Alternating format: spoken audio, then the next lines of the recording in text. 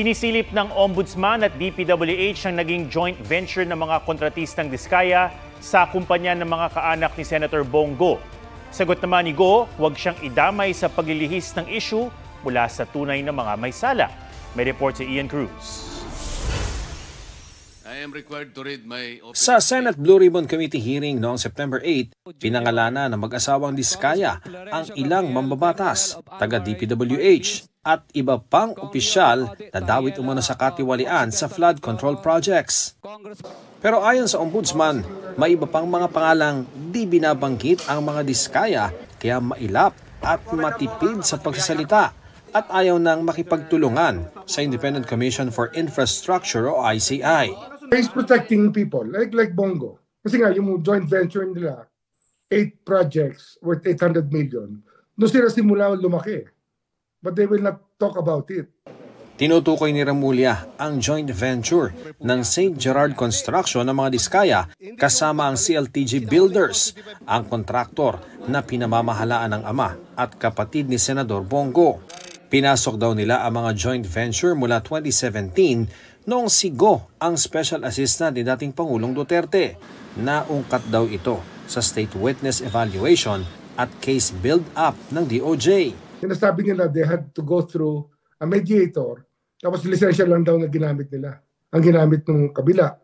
Hindi daw siya nakialam, binigyan daw siya ng 3%, parang ganun. Hindi ako naniniwala, hindi siya ganun eh. Hustler yan.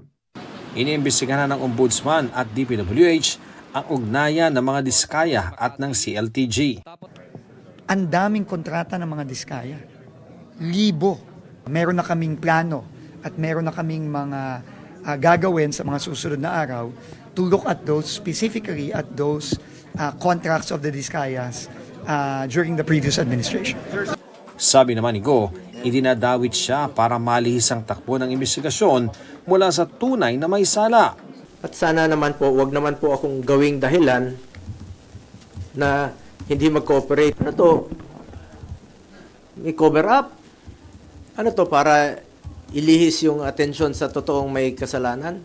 Imbes na ilihis, sabi ni Go, dapat tukuyin ang utak ng anomalya na alam naman daw ng ICI, DPWH at ng Ombudsman kung sino. Sa ICI, alam niyo sino yung mga mastermind. Tumbukin niyo po. Sa DPWH, sa Ombudsman, tumbukin niyo yung mastermind. Sino po yung mga nasa likod nito? Nag-aantay po kami. Dati nang iginiit ni Go na hindi niya kilala ang mga Diskaya at wala siyang alam sa mga pinasok na kontrata ng kumpanya ng ama. 2019 pa raw tumigil na sa pangongontrata ang ama at tinapos na lang ang obligasyon hanggang 2022. Sabi pa ni Go, kahit siya mismo ay inungkat ang joint venture ng mga Diskaya at CLTG. Tinanong ko sila, ang mga Diskaya. Tinanong ko sila, meron ba kayong joint venture with the CLTG? Yes.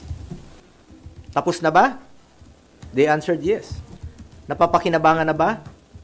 Yes.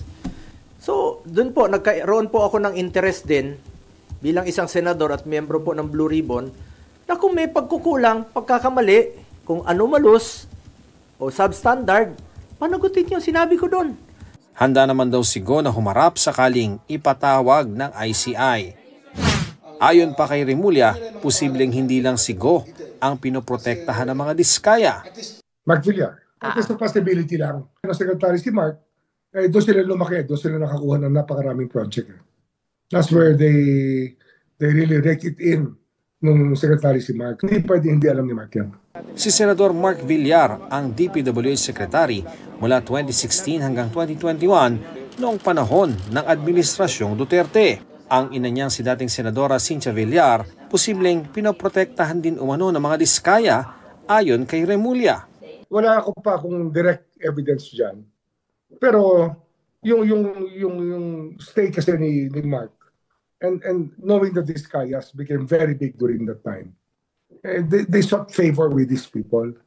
Gusto nila in sila. Hindi naman sila magiging in kundi sila.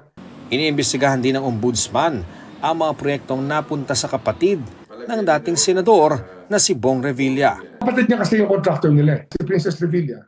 aka Rebecca B. Ocampo, Rebecca Bautista Ocampo, that's Princess Revilla. Siya ang contractor ng lahat ng projects nila.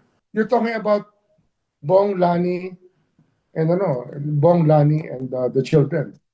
Kasama lahat yan. Mabigat yan, mabigat. Tinawagan at tinext na ng GMA Integrated News ang mga Revilla pero wala pa silang tugon. Tinitingnan din ng iba pang di pa napapangalan ng politiko na umano'y tumanggap din ng mga kickback mula sa DPWH projects. May nakuha kaming AMLA document ng isang transaksyon na nag-remit yung top contractor ng pera sa dalawang congressman. Yung isa 75 million, thereabouts. Yung isa 25 million. Sitting congressman ngayon. Active congressman. Ian Cruz nagbabalita para sa GMA Integrated News.